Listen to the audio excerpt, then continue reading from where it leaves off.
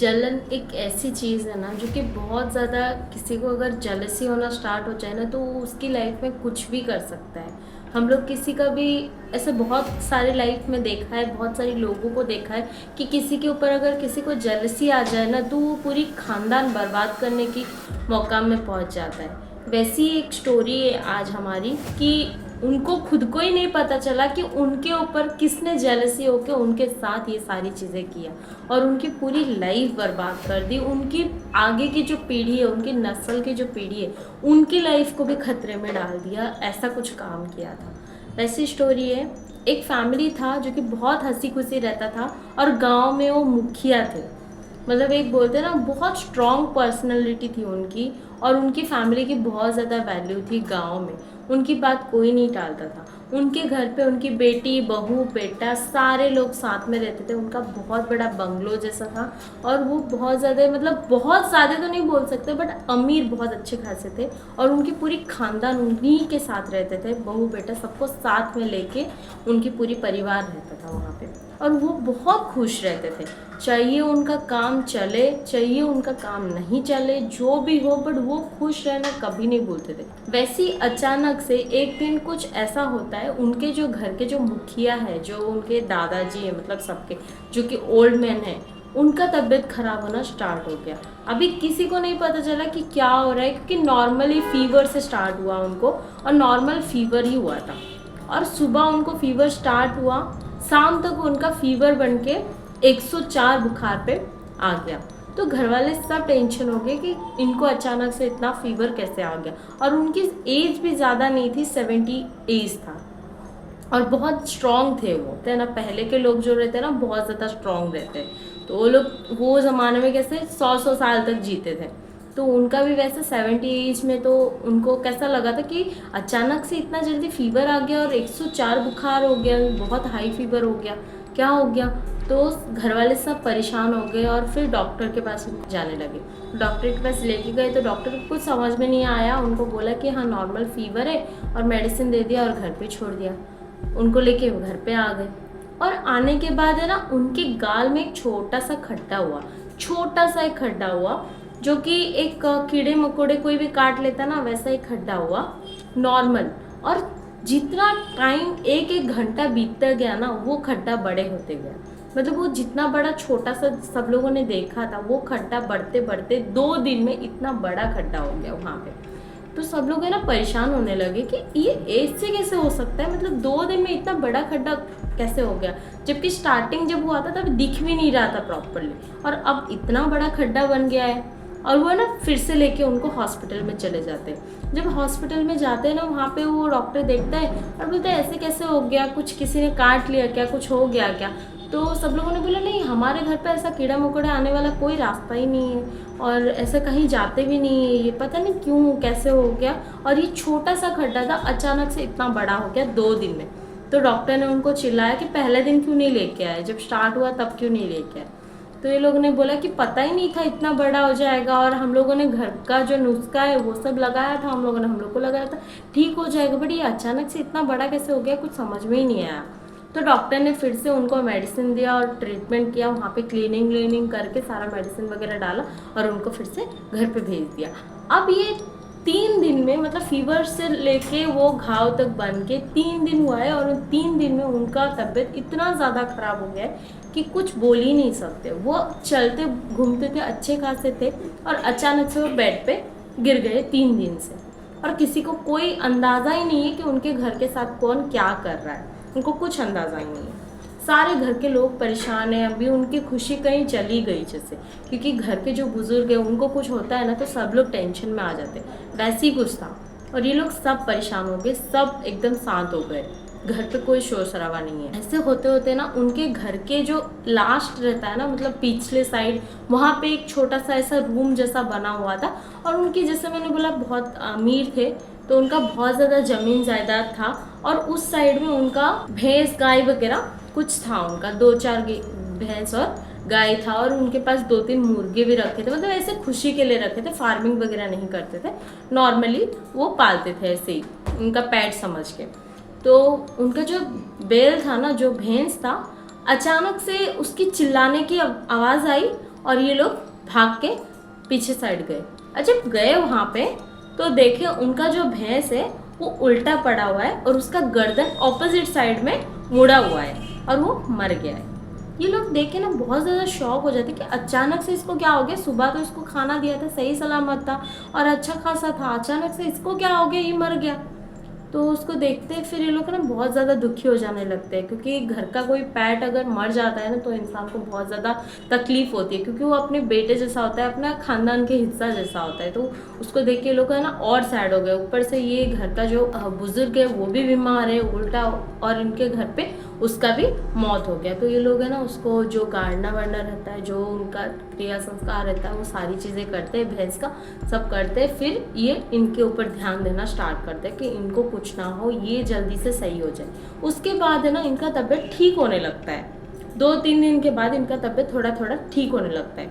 और जब ये ठीक हो रहे थे ना तब उनके बेटे को है ना दिखता है घर पे, मतलब हर जगह पे कहीं ना कहीं कुछ काली परछाई जैसा दिखने लगता है, किसी को कभी किसी को दिखने लगता है। और सब अपने अपने अंदर इतना दुखी थे ना ये लोग, ये सब चीज़ों में इतना फंसे हुए थे ना, ये लोग को ध्यान ही नहीं जा रहा था कि क्या है। ये लोग को यही लग रहा था कि मन का भ्रम होगा, और कोई एक दूसरे के साथ डिस्कस ही नहीं कर रहे थे कि हमने भी ऐसा देखा, हमने भी। वैसे सब लोग अगर डिस्कस करते इस बात को तो लेके कहीं कुछ कर सकते थे ये लोग, तो ये लोगों ने डिस्कस ही नहीं किया। ये लोग सिर्फ इनका मेन फोकस था कि पापा कैसे ठीक हो जाए, उनके जो घर के बुजुर्ग है वो जल्दी से ठीक हो जाए, और कोई टेंशन नहीं था ये लोग, यही था। और ये लोग को कभी कभी काली परछाई दिखती थी, कभी क्या दिखता था, कभी किसी की रोने की आवाज़ आती, बट ये लोग सब नज़रअंदाज करते थे। वो जो बुजुर्ग थे ना, उनकी जो वाइफ है वो भी उन्हीं के एज के आसपास की है। तो एक दिन है ना वो सोई रहती है उन्हीं के पास। तो जब रात को ये लोग सोते थे ना तो सब लोग अपने अपने बेटे बहू सब लोग अपने अपने रूम में सोते थे, और ये दोनों अपने रूम में। तो जब ये सो रहे थे ना तब इनको ऐसा अचानक से आधी रात को आवाज़ आता है कि उनके जो हस्बैंड है वो रोने जैसा आवाज़ आता है, और ये तुरंत उठ के बैठ जाते हैं और देखते हैं तो बेड पे वो नहीं थे, उनके जो बुजुर्ग है वो नहीं थे। मतलब सारे बेटे लोग को बुलाते हैं चिल्ला के कि बेटा देखो पापा नहीं है आपके। तो सब लोग भाग के आते हैं और सारे घर पे ढूंढने लगते हैं। तो उनका रोने का आवाज़ सुन सुन के वो जाते, जहाँ पे उनका भैंस मरा था ना उसके पास जो रूम था ना, उनके पापा वहाँ पे थे। वो जो भैंस के गले में जो रस्सी था ना उसको पकड़ के वो रो रहे थे, और लिटरली बहुत गंदी तरीके से बहुत जोर जोर से रो रहे थे उसको। तो ये लोग सब देखते और उनको समझाते। उनको क्या लगता है कि वो भैंस जो मर गया है ना उसके शायद दुख में रो रहे होंगे, ऐसा कुछ बोलते हैं, और वो उनको ना समझाते हैं और उनको चुप करवाते। तो वो है ना एक ही बात को रट्टा मारते कि वो मुझे मार देगी, वो मुझे मार देगी, वो मुझे नहीं छोड़ेगी, वो मुझे मार देगी। तो ये लोग क्या समझते हैं कि कोई कभी कभी इंसान है ना बीमारी में भी कोई चीज़ बड़बड़ करता है, तो उनको क्या लग रहा था कि शायद इसी की वजह से ना ये वही चीज़ें दोहरा रहे, इसके लिए उनको ना समझाते और अपने रूम में लाके रखते और बोलते पापा कुछ नहीं होगा, आप टेंशन मत लो, आप ठीक हो गए हो, आप ठीक हो जाओगे, और जिसको जाना होता है वो चला जाता है। ऐसा करके उनको समझाते वो भैंस के बारे में, फिर समझा बुझा के उनको सोने के लिए बोलते हैं। तो जब सो रहे थे ना उनके बेटे को वापस से उनके घर पे अभी वो परछाई दिखने लगती है। तो वो है ना देखते हैं और फिर बोलते कि कल कुछ करना पड़ेगा। मैं सोच रहा हूँ कल है ना वो बाकी उनकी वाइफ और बाकी उनकी बहनों से सबसे बुला के है ना बात करते, बोलते कि मैं सोच रहा हूँ कल है ना किसी पंडित को बुलाता हूँ घर पे, और मैं सोच रहा हूँ कुछ एक यज्ञ वगैरह कर देते, छोटा सा ही सही, बट एक यज्ञ वगैरह घर पे कर देते, कोई पूजा वगैरह कर देते हैं घर पे। तो बाकी सब लोग भी राज़ी हो जाते, क्योंकि उन लोगों को भी वही काली परछाई हर जगह पे दिख रहा था। तो ये लोग भी बोलते हैं हाँ भैया घर पे ना थोड़ा डर जैसा लग रहा है, घर जैसा बहुत ज़्यादा भारी भारी लग रहा है, तो है ना पूजा वूजा कुछ कर देना चाहिए। तो इनके पापा की तबीयत अभी ठीक हो गई थी, तो ये लोग दूसरा कुछ सोच भी पा रहे थे, क्योंकि कैसा ना ये थोड़ा ठीक हो रहे थे तो अलग कुछ सोच रहे थे। बट जैसे ये लोग ये सारी बातें करते हैं ना उसके दूसरे दिन उनके पापा एकदम बीमार हो जाते और बहुत ज़्यादा बीमार हो जाते। वो उठने की हालत में नहीं थे, बात करने की हालत में नहीं थे। तो ये लोग है ना सारा पूजा वूजा छोड़ के अभी फिर से इनके उसमें बिजी हो जाते हैं और इनको दिखाने में लग जाते हैं, डॉक्टर को घर पे बुलाते, सारी चीज़ें करते, सब कुछ करते और जो भी मेडिसिन वगैरह देना रहता है सब कुछ देते। उसके बाद है ना उनके पापा वापस से रात को सोए थे, और दूसरे दिन उनकी नानी जो सोई थी ना उनको रात को ऐसा सपना आता है कि उनके पापा उनको ये बोल रहे हैं कि अब मैं जा रहा हूँ, अभी आप अपना ख्याल रखना, मुझे अभी जाना होगा। वो ये वर्ड उनके नानी के सपने में आता है, और जब वो सपना देखते हैं और फटाक से उनका आँख खुलता है और वो बेड पे देखते, तो उनके पापा नहीं थे वहाँ पे। तो उनकी नानी रोती है और फटाक से, क्योंकि उन्होंने ये सपना देखा था, तो वो बहुत ज़्यादा रोने लगती है डर के मारे, और वो सारे बच्चों को फिर से बुलाती है और बोलती है कि आपके पापा यहाँ पे नहीं हैं। तो इनको पता था कि उनके पापा कहाँ मिलेंगे, वहाँ पे जाते हैं, और उस घर पे जब जाते हैं ना, तो सारे के सारे लोग हैं ना एकदम से आश्चर्य हो जाते हैं और सब शॉक होकर रह जाते हैं, क्योंकि उनकी पापा उसी रस्सी से खुद को फांसी लगा के वहाँ पे डेथ हो गए, वो मर गए थे वहाँ पे। और उसी घर पे जहाँ पे उनके भैंस को रखा था ना, उसके पास वाला जो घर था ना, उधर वो फांसी लगा के मर गए थे। और उनकी बॉडी ऐसा लग रहा था कि जैसे कि वो 3-4 दिन पहले मर गए हो। तो उनकी बॉडी से इतना ज़्यादा गंदी बांस आ रही थी कि कोई उसके आसपास रह ही नहीं सकता, और उनकी बॉडी की जैसा लग रहा था कि मांस सारे गायब हो गए, सिर्फ हड्डियाँ ही पड़ी हुई है। जबकि वो रात को जब सोए थे तो बहुत अच्छे खासे थे, नॉर्मल थे, बस बीमार की वजह से थोड़ा उनका सेहत का हालत ख़राब दिख रहा था, बाकी वो नॉर्मल थे, हट्टे कट्टे ही थे। बट अचानक से ये लोग देखते हैं और सारे लोग शॉक हो जाते हैं कि कुछ समझ में ही नहीं आता, अचानक से रात के अंदर ऐसा क्या होता है कि उनके पापा फांसी लगा देते हैं। और ऐसी कोई बात ही नहीं थी, उनके पापा ऐसा कभी कर ही नहीं सकते। ये लोग सारी कुछ सोचते और तुरंत ये लोग है ना जाते, रोना धोना जो भी करना था सब कर लेते। उनके बड़े भाई है ना सोचते कि जिनको जाना था, जिनके लिए ये सब किया किसी ने, तो वो तो गए, बट अब हमें कुछ करना पड़ेगा जिसके वजह से पूरी फैमिली सेफ रहे। मुझे कुछ सही नहीं लग रहा है, अब मुझे जाना पड़ेगा, किसी को तो बुलाने लेके आना पड़ेगा। तो जाते एक पंडित को लेके आते हैं, और जैसे ही वो पंडित घर के बाहर आता है ना, खड़ा होता है ना, वो तभी बोलता है कि आपके घर के बाहर है ना एक, वहाँ पे मैं एक सर्कल बनाता हूँ, वहाँ से आप खोदना स्टार्ट करो, उसको खोदो, फिर मैं आपको बताता हूँ। तो जब खोदते हैं ना, तो उसके नीचे बहुत सारी काला जादू की चीज़ें मिलती हैं उनको। एक गुड़िया मिलता है उनको ब्लैक कलर का, जिसमें 5 सुई लगाया हुआ था किसी ने, और नींबू मिलता है, जो भी लौंग वगैरह सारी चीज़ें, जितना भी चीज़ें था ना, मतलब काला जादू के, ब्लैक मैजिक के जितने भी चीज़ें थे, वो सारी चीज़ें उनको वहाँ से मिलती है। एक काली वाली पोटली में बंधा हुआ था वो सारी चीज़ें। तो सारी चीज़ें को निकालते हैं, और वो पंडित बोलते हैं कि आपके घर पे ना किसी ने काला जादू किया है और आपकी पूरी फैमिली के ऊपर किया है, बट सबसे ज़्यादा टारगेट उनका वही थे। जो आपके जो पापा गए हैं ना, वो उसी के काला जादू के उसमें ही गए। तो ये लोग है ना सब शौक हो जाते हैं, बोलते कि आप इसका उपचार जो भी करना है आपको, प्लीज़ आप करो और ये सब ठीक करो, क्योंकि हम लोग सेफ नहीं है, क्योंकि हमारे पापा चले गए। हम लोग को पता है कि वो इतना जल्दी, मतलब इतना भी वो वीक नहीं थे, वो बहुत स्ट्रॉन्ग थे। तो वो पुजारी बोलता है हाँ मुझे पता है, इसी की वजह से तो उनके ऊपर काला जादू किया है, कि वो बहुत ज़्यादा स्ट्रॉन्ग थे, बहुत ज़्यादा खुश रहते, इसी की वजह से तो किया है, और आपकी पूरी खानदान के ऊपर हुआ है। बट आपके घर पे डेथ हुआ है, इसके वजह से 13 दिन तक आपके घर पे कोई पूजा पाठ नहीं हो सकता। तो आपके घर के बाहर मैं कुछ लगा देता हूँ, तो शायद ही वो काम कर ले, क्योंकि जब तक आपका घर शुद्ध नहीं होता है तब तक आपके घर पे कुछ चीज़ें काम नहीं करेगा। जब आपके घर की शुद्धि हो जाएगी तभी कुछ कर सकते हैं हम लोग, उससे पहले हम लोग कुछ नहीं कर सकते।